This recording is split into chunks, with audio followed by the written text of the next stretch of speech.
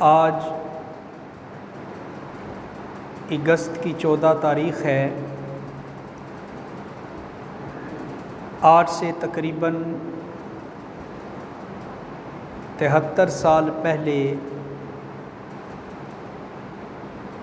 اللہ تعالیٰ نے ہمیں آزادی کی نعمت سے مالا مال فرمایا تھا۔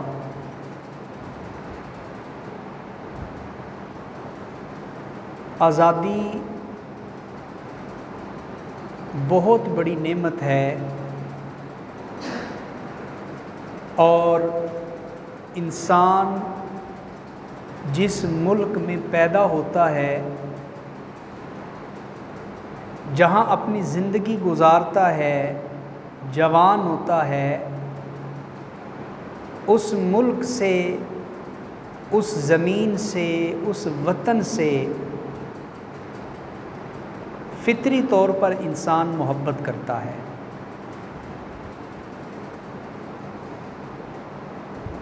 میرے اور آپ کے نبی صلی اللہ تعالیٰ علیہ وآلہ وسلم جب ہجرت کرنے لگے، مکہ سے مدینہ تشریف لانے لگے،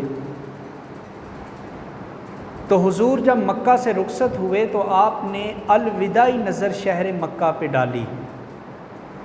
جس طرح ہم کہیں جانے لگتے ہیں تو آخری سلام لیتے ہیں سب سے، اسی طرح حضور نے الوداعی سلام لیا اور شہر مکہ کو حضور نے دیکھا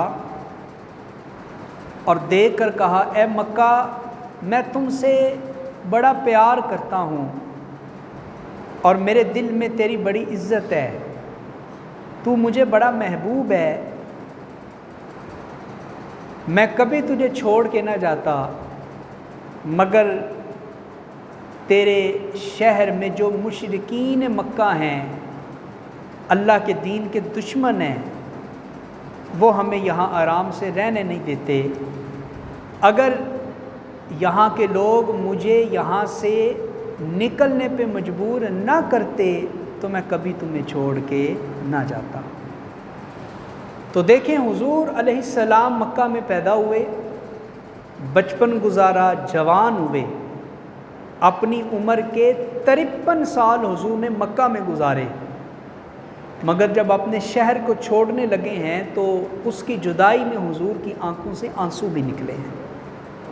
تو پتہ چلا کہ انسان جس جگہ پہ زندگی گزارتا ہے، جہاں انسان پیدا ہوتا ہے، اس مٹی سے محبت، اس شہر سے محبت، اس وطن سے محبت، اس ملک سے محبت، یہ انسان کی فطرت میں شامل ہوتی ہے۔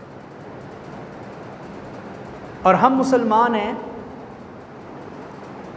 اور اسلام ہمارا مذہب ہے، اور اسلام ایک مکمل ضابطۂ حیات کا نام ہے۔ اس کا کیا مطلب ہے کہ اسلام ایک مکمل ضابطۂ حیات ہے؟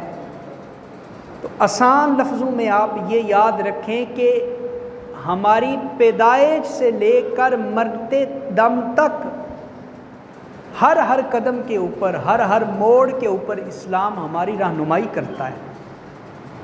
اسلام ہمیں سکھاتا ہے کہ تم نے وضو کیسے کرنا ہے، تم نے غسل کیسے کرنا ہے، تم نے نماز کیسے پڑھنی ہے، تم نے ناخن کیسے کاٹنے ہیں، تم نے استنجا کیسے کرنا ہے، اور تو اور اسلام ہمیں چھینک مارنے کا طریقہ بھی سکھاتا ہے کہ جب تمہیں چھینک آ جائے تو سب کے منہ کے اوپر نہ مارا کرو، بلکہ اپنے منہ کے اوپر ہاتھ رکھا کرو۔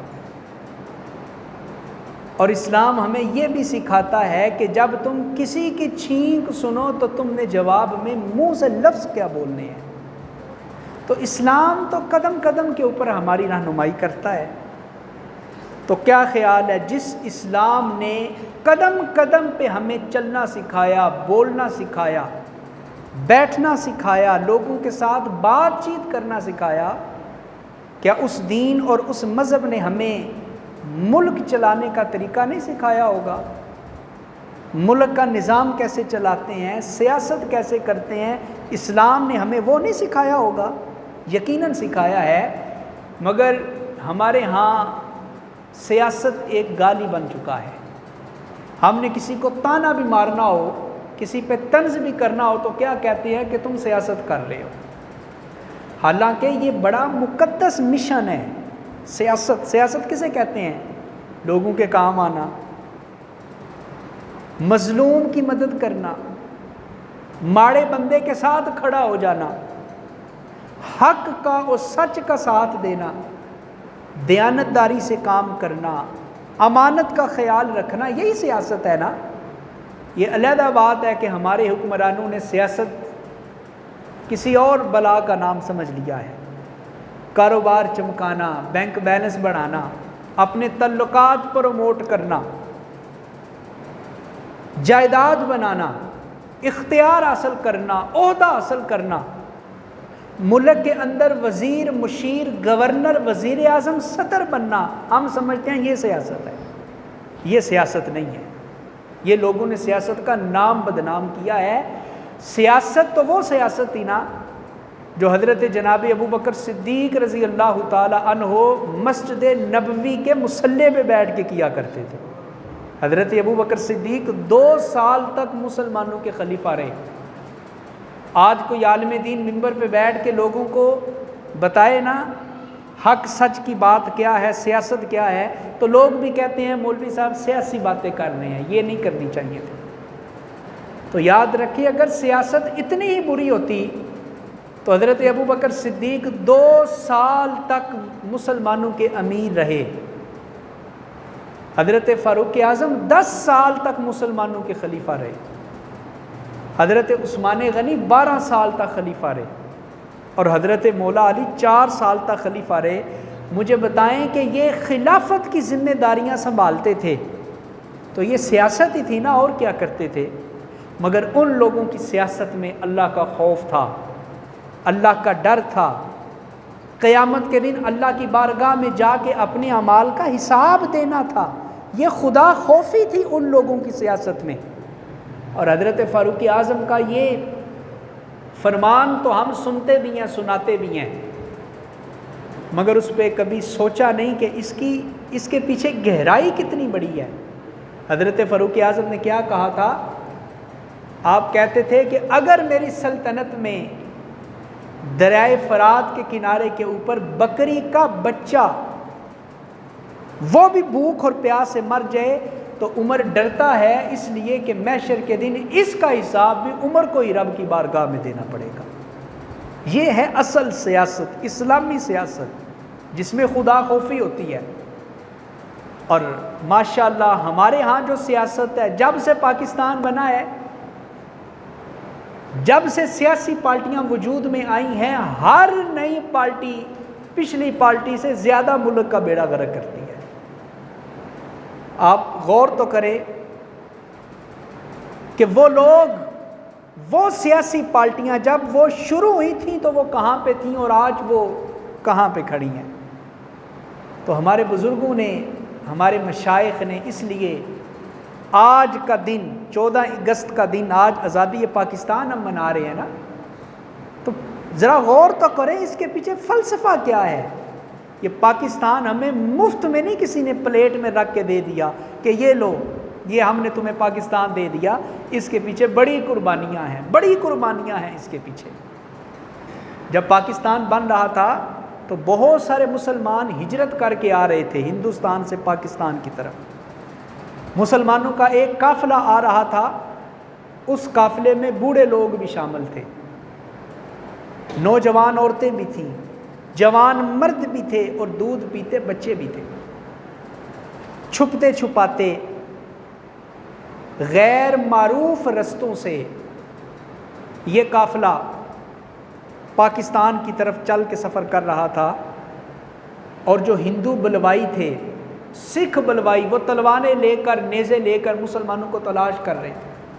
وہ کہتے تھے کہ ہم نے انہیں پاکستان میں نہیں جانے دینا، ان کی لاشیں ہی پاکستان میں پہنچیں گی۔ اب یہ بلوائیوں کا لشکر مسلمانوں کے اس گروہ کا، مہاجرین کے اس گروہ کا پیچھا کرتے کرتے بالکل ان کے قریب آ گیا۔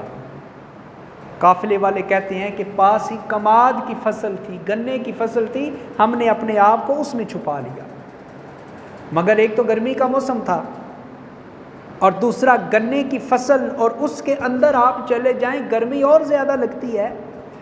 تو وہ کہتے ہیں کہ ایک چھوٹا سا بچہ تھا، اس نے رونا شروع کر دیا. ماں نے اسے بڑا لاڈ کیا، پیار کیا، دودھ پلایا، کندھے سے لگایا، مگر وہ بچہ چپ نہیں ہوتا تھا. اب جتنے قافلے والے تھے وہ ڈر گئے کہ اگر یہ بچہ اسی طرح روتا رہا تو اس کے رونے کی آواز باہر جائے گی، اور وہ سکھ اور وہ ہندو جو ہمیں تلاش کر رہے ہیں وہ ہم تک پہنچ جائیں گے. ہم کبھی پیچھے دیکھتے، کبھی اس بچے کے رونے کی آواز کو دیکھتے.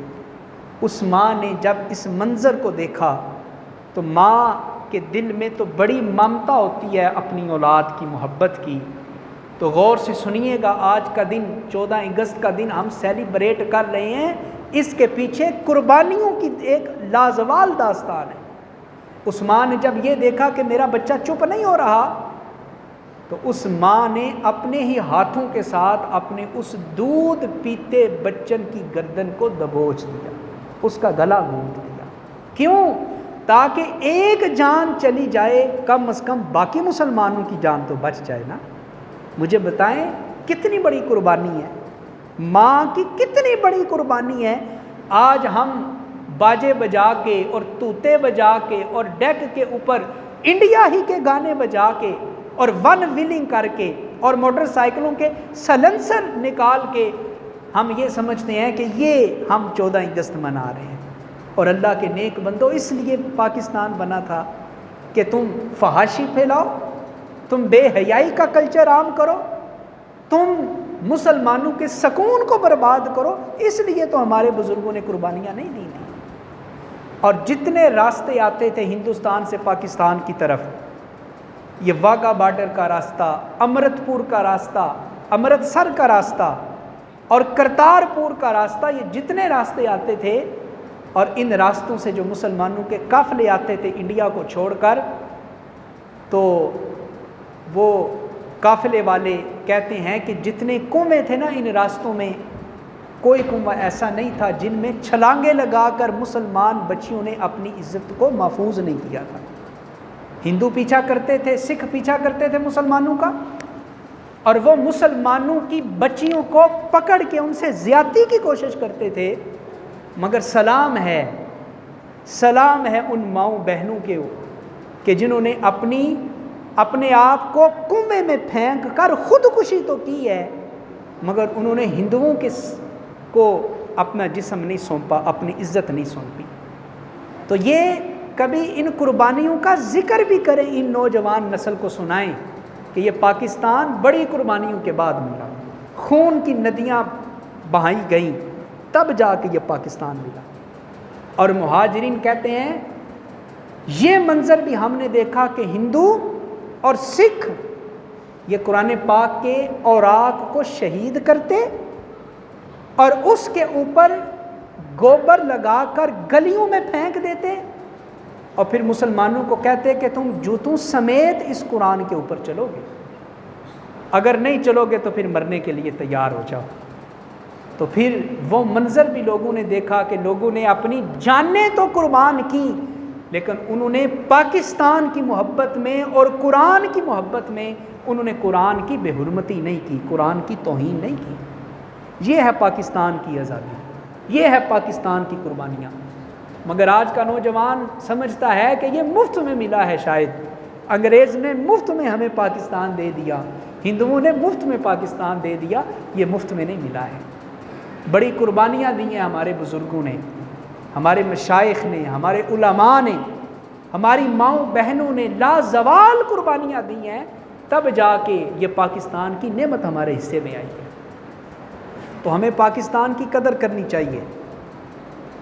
اگرچہ پاکستان کے حالات اس طرح نہیں جس طرح خواب دیکھا تھا ہمارے بزرگوں نے، مگر پھر بھی اللہ کا جتنا شکر کریں کم ہے، کم از کم ہم آزاد تو ہیں.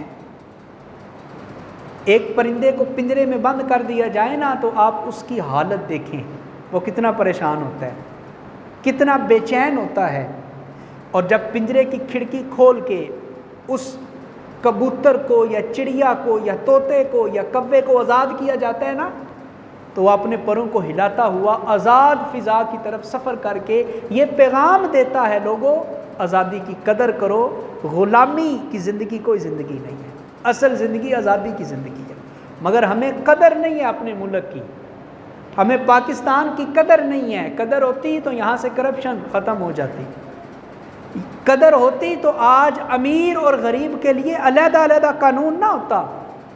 اگر ہم نے اپنے ملک کی قدر کی ہوتی تو رمضان میں، عید الفطر میں یا عید الاضحیٰ میں آج کا مسلمان تاجر 10 روپے کی چیز 50 روپے میں نہ بیچتا۔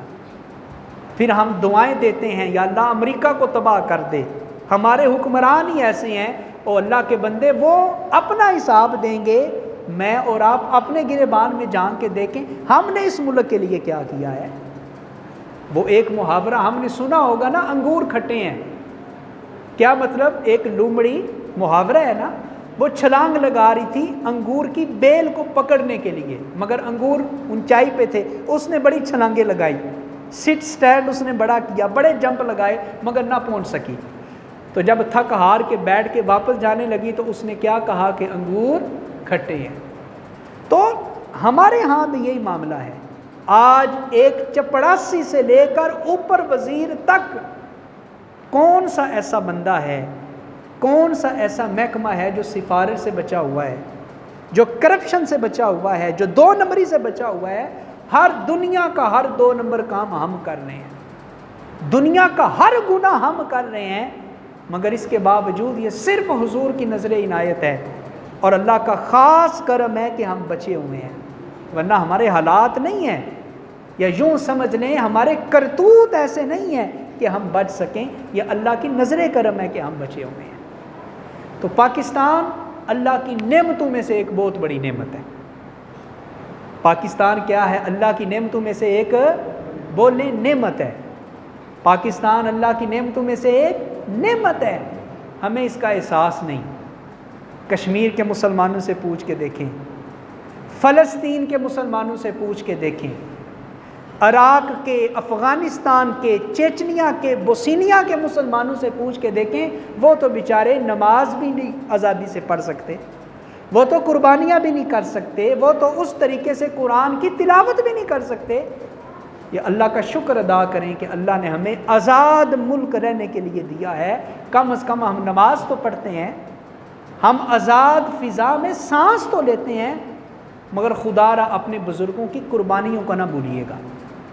پاکستان یہ 2 قومی نظریے کے بنیاد کے اوپر وجود میں آیا، 2 قومی نظریہ، 2 نیشن آئیڈیالوجی کہتے ہیں انگلش میں، اردو میں کہتے ہیں 2 قومی نظریہ۔ اور جب ریاست مدینہ بنی تو اس وقت جو حالات تھے وہی حالات ریاست پاکستان کے وقت موجود تھے۔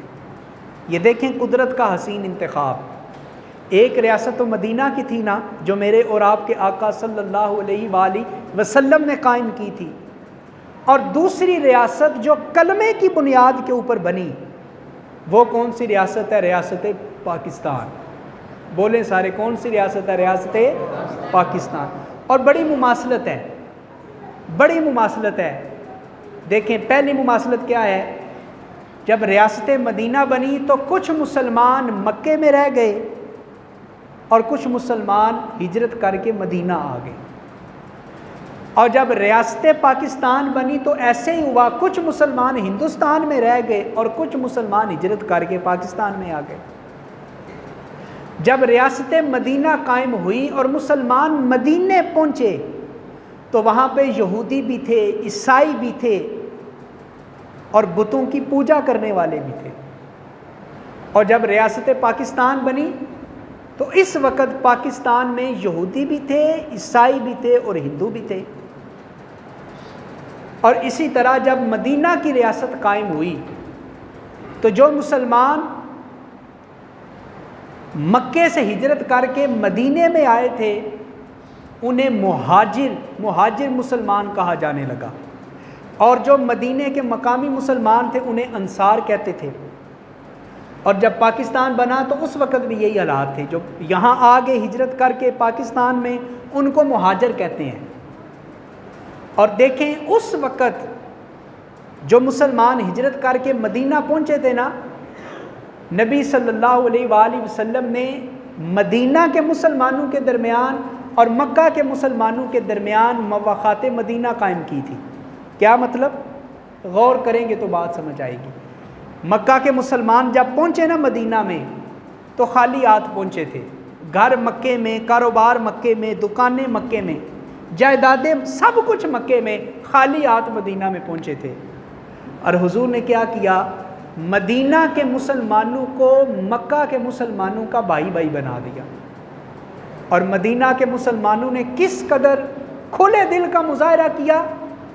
انہوں نے اعلان کیا، حضور میری 2 دکانیں ہیں، ایک دکان میں خود رکھتا ہوں، دوسرے اپنے مہاجر مسلمان کو دے دیتا ہوں۔ جس کے 2 کاروبار تھے اس نے کہا، حضور ایک کاروبار میں رکھتا ہوں، دوسرا کاروبار اپنے میں مہاجر مسلمان بھائی کو دے دیتا ہوں۔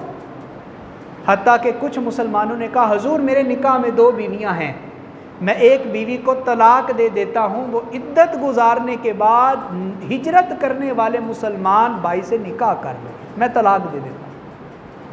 اور یہی حالات پاکستان کے ساتھ پیش آئے۔ جو مسلمان ہجرت کر کے یہاں پہ پہنچے ہندوستان سے، ظاہر ہے وہ خالی ہاتھ آئے تھے، اجڑتے لٹتے قافلے، ہندوؤں نے لوٹ لیا جو کچھ ساتھ لے کے آئے تھے، خالی آئے۔ اور جو پاکستان کے مقامی لوگ تھے انہوں نے دل کھول کر ان کو ویلکم کیا، ان کا استقبال کیا، ان کے لیے دیگیں چڑھتی رہیں، کھانے پکتے رہے، ان کو خوراک دی گئی، کھانا دیا گیا، لباس دیا گیا، ان کی دوائیوں کا اہتمام کیا گیا۔ مگر یہاں ایک بات افسوس سے کہنے پڑتی ہے کہ ہمارے وہ مہاجر مسلمان جو ہجرت کر کے آئے تھے نا، آج بھی وہ اپنے آپ کو مہاجر ہی کہتے ہیں۔ ان کی 3ری نسل پاکستان میں جوان ہو گئی۔ دادا ہجرت کر کے آیا تھا، وہ ساری زندگی گزار گیا، اس کا بیٹا بھی ساری زندگی گزار گیا، آگے پوتے، 3ری نسل پاکستان میں پروان چڑھ رہی ہے، مگر آج بھی وہ اپنے آپ کو مہاجر ہی کہتے ہیں۔ شادی کریں گے تو صرف مہاجروں میں، ووٹ دیں گے تو صرف مہاجروں کو، اور کراچی میں تو جناب مہاجروں کے نام پہ سیاسی تنظیم بھی بنی ہوئی ہے، جنہوں نے آج تک مقامی اور غیر مقامی پاکستان کی تفریق کی ہوئی ہے۔ تو یاد رکھیں، 2 قومی نظریے کے پیچھے فلسفہ کیا تھا؟ کیا فلسفہ تھا 2 قومی نظریے کے پیچھے؟ قائد اعظم محمد علی جناح تقریر کر رہے تھے، جن دنوں پاکستان کی تحریک زوروں کے اوپر تھی، جلسے جلوس ہو رہے تھے مسلم لیگ کے، قائد اعظم تقریر کر رہے تھے، تو تقریر کے بعد صحافی سوال کرتے ہیں، تو ایک ہندو صحافی کھڑا ہوا، وہ کہنے لگا، مسٹر محمد علی جناح آپ کو کیا ضرورت پڑی ہے ایک آزاد ملک حاصل کرنے کی؟ یہ ہندوستان ہمارا بھی ملک ہے، تمہارا بھی ملک ہے، ہمارا رنگ تمہارے رنگ سے ملتا ہے، ہماری زبان تمہاری زبان سے ملتی ہے، ہمارے رسم و رواج بھی کسی حد تک تم سے ملتے ہیں، تو ہم مل جل کے رہتے ہیں ہندوستان میں، کیوں بٹوارا کرنا چاہتے ہو ہندوستان کا؟ تو قائد اعظم کو اللہ نے بڑی فراست دی تھی، بڑی ذہانت دی تھی۔ قائد اعظم نے کتنا خوبصورت جواب دیا، غور کیجئے گا۔ قائد اعظم نے پانی کا ایک گلاس منگوایا، آدھا پانی پیا، جو باقی آدھا گلاس بچ گیا، اس ہندو صحافی کو کہا کہ میرا یہ جھوٹا پانی تم پیو گے؟ وہ کانوں کو ہاتھ لگانے لگا اور کہنے لگا، میں تو نہیں پی سکتا، میں ہندو ہوں اور تم مسلح ہو، تم مسلح ہو یعنی تم مسلمان ہو۔ دوسرے لفظوں میں اس نے یہ کہا کہ ہم تمہیں پلید سمجھتے ہیں، ہم تمہارا جھوٹا کیسے پی سکتے ہیں، میں تمہارا جھوٹا نہیں پی سکتا۔ قائد اعظم نے اس کا یہ جواب سنا تو بالکل اس کے ساتھ ترکی کا ایک صحافی، مسلمان صحافی، جس نے سر کے اوپر سرخ رنگ کی ٹوپی پہنی ہوئی تھی، وہ کھڑا تھا۔ قائد اعظم نے اس سے کہا کہ یہ تم میرا جھوٹا پانی پیو گے؟ اس نے وہ گلاس پکڑا، بسم اللہ پڑھی اور سارا پانی پی لیا۔ قائد اعظم نے کہا اس ہندو کو کہ تم کہتے تھے کہ میری اور تمہاری زبان ایک ہے، ہم ایک ملک میں رہتے ہیں، پاکستان کا مطالبہ نہ کرو، ہمارا رنگ ایک، ہماری زبان ایک، ہمارا علاقہ ایک، ہماری زمین ایک، مگر دیکھو اس سب کے باوجود تم میرا جھوٹا پانی پینے کے لیے تیار نہیں ہو۔ اور یہ ترکی کا مسلمان ہزاروں میل سفر کر کے یہاں پہ آیا ہے. اس کا رنگ اور ہے، ہمارا رنگ اور ہے. اس کی زبان اور ہے، ہماری زبان اور ہے. اس کا لباس اور ہے، ہمارا لباس اور ہے. مگر اس نے میرا جھوٹا پانی اس لیے پیا ہے کہ اس نے میرے اور اپنے رنگ کو نہیں دیکھا، میری اور اپنی زبان کو نہیں دیکھا، میرے اور اپنے کلچر کو نہیں دیکھا. اس نے صرف یہ دیکھا ہے کہ جس نبی کا میں کلمہ پڑھتا ہوں اس نبی کا یہ بھی کلمہ پڑھنے والا ہے. تو یہ پاکستان کی بنیاد ہے. اور جب میرے اور آپ کے نبی صلی اللہ علیہ وسلم نے ریاست مدینہ کو قائم کیا تھا نا، اس وقت بھی یہی نظریہ تھا، دو قومی نظریہ. نام اس کا اور تھا مگر بیس یہی تھی.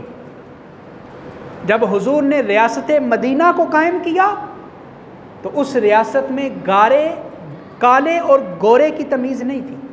غور کریں اس بات کی طرف. جب حضور نے ریاست مدینہ کو قائم کیا تو وہاں گورے اور کالے کی تمیز نہیں تھی، وہاں امیر اور غریب کی تمیز بھی نہیں تھی، وہاں غلام اور آقا کی تمیز بھی نہیں تھی، وہاں نسلی تعصب بھی نہیں تھا، قبائلی تعصب بھی نہیں تھا، لسانی تعصب بھی نہیں تھا. وہاں حضور نے ایک ہی بنیاد قائم کی اور وہ کلمے کی بنیاد تھی، لا الہ الا اللہ محمد الرسول اللہ. جو یہ کلمہ پڑھے گا وہ ہمارا بھائی ہے. ابو جہل اسلام کا سخت دشمن تھا، اس کے بیٹے اکرمہ نے کلمہ پڑھا، حضور نے اسے سینے کے ساتھ لگا لیا. ابو لہب رشتے میں حضور علیہ السلام کا قریبی عزیز تھا مگر اس نے کلمہ نہیں پڑھا. حضور نے یہ نہیں دیکھا یہ میرا رشتہ دار ہے، حضور نے اسے اپنی رحمت سے محروم کر دیا. کیوں؟ کیونکہ اس نے اس کلمے کو قبول نہیں کیا تھا. تو یہ جو پاکستان ہمارے بزرگوں نے حاصل کیا ہے، یہ اس لیے حاصل نہیں کیا تھا کہ ہندوستان میں کچی سڑکیں تھیں اور ہمیں پکی سڑکوں کی ضرورت تھی. انڈیا میں کچی نالیاں تھیں اور ہمیں پکی نالیاں چاہیے تھیں. انڈیا میں ہاسپٹل نہیں تھے، ہمیں پاکستان میں نئے اسپتال بنانے تھے. انڈیا میں سکول اور کالج نہیں تھے، ہمیں پاکستان میں نئے سکول اور کالج بنانے تھے. یہ مقصد نہیں تھا پاکستان کو حاصل کرنے کا. مقصد کیا تھا؟ کہ ہم ایک آزاد ملک حاصل کر سکیں جہاں ہم آزادی کے ساتھ نماز پڑھ سکیں، اذانیں پڑھ سکیں، قرآن کی تلاوتیں کر سکیں، دین اسلام کے اوپر عمل کر سکیں. یہ مقصد تھا. مگر افسوس آج دشمن کا حملہ وہ کامیاب ہوتا نظر آ رہا ہے. لسانی تعصب، قبائلی تعصب، گروہی تعصب. تعصب کسے کہتے ہیں؟ ناجائز معاملے میں بھی اپنی برادری کی مدد کرنا. ناجائز معاملے میں بندہ جانتا ہے کہ یہ غلط ہے، یہ حق پہ نہیں، یہ غلطی پہ ہے، لیکن میں نے پھر بھی اس کا ساتھ دینا ہے. کیوں؟ یہ میرے محلے کا ہے نا، یہ میری برادری کا ہے، یہ میرا عزیز ہے، یہ میرا رشتہ دار ہے. اس کی اور میری برادری ایک ہے، قبیلہ ایک ہے، خاندان ایک ہے. بس اس چیز نے پاکستان کو نقصان پہنچایا ہے. اور یہ دشمن کی سازش ہے، ہندوؤں کی سازش ہے، یہ سکھوں کی سازش ہے. مسلمانوں کو تقسیم کرنا چاہتے ہیں. اور بنگلہ دیش کو تو انہوں نے علیحدہ کر دیا نا 1971 میں. اس نوجوان نسل کو کیا پتا کہ جس طرح آج پنجاب، سندھ سرحد اور بلوچستان ہمارے صوبے ہیں، بنگلہ دیش بھی ہمارا منصوبہ ہوتا تھا. مگر افسوس وہ ہم سے علیحدہ ہو گیا. ہم ایک بازو سے محروم ہو چکے ہیں، ایک بازو ہمارا کٹ چکا ہے اور دشمن ہمارے باقی بازو بھی کاٹنا چاہتا ہے. آج سندھ والے کہتے ہیں میں سندھی ہوں مجھے ووٹ دو، وزیر اعظم سندھی ہونا چاہیے. پنجاب والے کہتے ہیں میں پنجابی ہوں، پنجابیوں کو ووٹ دو، وزیر اعظم پنجابی ہونا چاہیے. اور خیبر پختونخوا والے کہتے ہیں کہ ہم پٹھان ہیں، پٹھانوں کو ووٹ دو اس لیے کہ وزارت عظمیٰ ان کی ہونی چاہیے. بلوچستان والے کہتے ہیں ہمارے لوگ آگے آنے چاہیے. تو یاد رکھیں ہمارے بزرگوں نے اس لیے پاکستان نہیں بنایا تھا میں پنجاب کا ہوں تو صرف پنجابیوں کا ساتھ دوں گا، میں سندھ کا ہوں تو صرف سندھیوں کا ساتھ دوں گا، میں بلوچستان کا ہوں تو صرف بلوچیوں کا ساتھ دوں گا. نہیں نہیں، اگر ہم یہ فرق کریں گے تو ہم اپنے بزرگوں کی قربانیوں کے اوپر مٹی ڈالنے کی کوشش کریں گے. ہمارے بزرگوں نے پاکستان بنایا تھا تو اس وقت یہ نعرہ لگا تھا، اور وہ نعرہ ذرا لگائیں مل کے، کیا نعرہ تھا جو ہمارے بزرگوں نے گلیوں میں، چوراہوں میں اور ہندوستان کے گاؤں گاؤں اور شہر شہر میں لگایا تھا کہ بن کے رہے گا پاکستان اور بٹ کے رہے گا ہندوستان. اور جو اس سے بھی زیادہ معروف نعرہ ہوا تھا وہ کیا تھا؟ پاکستان کا مطلب کیا؟ لا الہ الا اللہ. کبھی آپ نے غور کیا کہ اس کا معنی کیا ہے؟ پاکستان کا مطلب کیا؟ لا الہ الا اللہ. بھائی اس کا مطلب تو ذرا سمجھائیں. تو اس کا مطلب یہ ہے جو لا الہ الا اللہ پڑھے گا ہم اس کا رنگ نہیں دیکھیں گے، ہم اس کی برادری نہیں دیکھیں گے، ہم اس کا قبیلہ نہیں دیکھیں گے، ہم اس کی زبان نہیں دیکھیں گے، ہم صرف یہ دیکھیں گے کہ یہ کلمہ میرے نبی کا پڑھتا ہے، لہذا یہ میرا پاکستانی بھائی لگتا ہے، یہ پاکستانی بھائی ہے ہمارا. تو پاکستان کا مطلب کیا؟ لا الہ الا اللہ. اس کا مفہوم یہ ہے کہ جو یہ کلمہ پڑھ لے، جو اس کلمے کی چھتری کے نیچے آ جائے گا، جو اس کلمے کے سائبان کے نیچے آ جائے گا، وہ ہمارا بھائی ہے، وہ پاکستانی ہے. تو یہ سندھی کی تفریق، پنجابی کی، بلوچی کی، یہ دشمن کا حملہ ہے اور دشمن اس میں کامیاب ہو رہا ہے. ہمیں آنکھیں کھولنے کی ضرورت ہے. صرف 14 اگست کے دن پٹاخے چلا کر اور موٹر سائیکلوں کے سائلنسر نکال کر اور ون ویلنگ کر کے اور رکشوں کے پیچھے اپنے موٹر سائیکل لگا کر اور صرف جھنڈے لگا کر اور باجے بجا کر خوشی منا لینے سے پاکستان کی آزادی کا حق ادا نہیں ہو سکتا. ہم نے دشمن کی سازشوں کو پہچاننا ہے، پھر اس کا مقابلہ بھی کرنا ہے. اندرا گاندھی نے کہا تھا نا، اس نے کہا تھا کہ اب ہمیں پاکستانیوں کے ساتھ جنگ کرنے کی ضرورت نہیں ہے. 1965 کی جنگ کی ہم نے، 71 کی جنگ کی. اس نے کہا ہمیں اس جنگ میں اب اپنے آپ کو دھکیلنے کی ضرورت نہیں ہے، ہم پاکستانیوں کو فتح کریں گے. کیسے فتح کریں گے؟ بغیر بندوق کے، بغیر میزائل کے، بغیر اسلحے کے. وہ کیسے؟ اس نے کہا ہم اپنا کلچر پروموٹ کریں گے پاکستان. اور آج دیکھیں وہ سازش میں کامیاب ہیں. جتنے لوگ یہاں پہ بیٹھے ہیں 80% وہ لوگ ہیں جن کے گھروں میں ڈش لگی ہے، جن کے گھروں میں کیبل لگی ہے، اور وہاں انڈیا کے ڈرامے چل رہے ہیں، وہاں انڈیا کی فلمیں چل رہی ہیں، وہاں انڈیا کے کارٹون چل رہے ہیں. اور آج کے چھوٹے بچے تو اس وقت تک فیڈر ہی نہیں پیتے جب تک انڈیا کے کارٹون آپ لگا کے نہیں دیتے. آج کے ہمارے گھروں میں دودھ پیتے بچے اس وقت تک خاموش ہی نہیں ہوتے جب تک آپ ان کو ہندوستان کا اور انڈیا کا کلچر نہیں دکھاتے. تو ایک طرف ہماری یہ حالت ہے، دوسری طرف ہم کہتے ہیں کہ ہم آزاد ہیں. ہندوستان کا چیف آف آرمی سٹاف، اس سے کسی نے پوچھا کہ آپ نے کشمیر میں 7 لاکھ فوج لا کے رکھی ہے، اس کا اتنا خرچہ، اتنا بارود، اتنے گولے، اتنے میزائل، اتنی گولیاں، اتنا خرچہ آپ کہاں سے پورا کرتے ہیں؟ تو ذرا سنیے گا انڈیا کے چیف آف آرمی کا سٹاف، اور تھوڑی دیر کے لیے اپنے گریبان میں جھانکیے گا. وہ کہتا ہے کہ یہ خرچہ ہم پاکستانیوں کی جیب سے نکالتے ہیں، پاکستانیوں کی جیب سے. اس نے کہا وہ کیسے؟ کہتے ہیں ہم اپنی فلمیں پروموٹ کرتے ہیں پاکستان میں، اپنے گانے پروموٹ کرتے ہیں، اور اتنی فلمیں تو ہندوستان میں نہیں دیکھتے جتنے پاکستانی دیکھتے ہیں. تو وہ پیسے دیتے ہیں، سینمے میں ٹکٹیں خریدتے ہیں، وہ سارا پیسہ ہمارے ملک میں آتا ہے، ہم اسی سے گولیاں خرید کے کشمیر کے مسلمانوں کے اوپر چلاتے ہیں. تو ذرا غور کریں، صرف 14 اگست کے دن 2-4 نعرے لگا کر، 2-4 جھنڈیاں لگا کر اور باجے بجا کر اور لوگوں کا سکون غارت کر کے یہ نہ سمجھیں کہ ہم نے آزادی کا دن جوش و خروش کے ساتھ منایا ہے. ذرا اپنی آنکھوں کو کھلا رکھیں، اپنی آنکھوں کو بیدار رکھیں. اور آخری بات سن لیں، یہ جو نوجوان نسل ہے اس کو نہیں پتہ کہ ہمارے بزرگوں نے کتنی قربانیاں دی ہیں.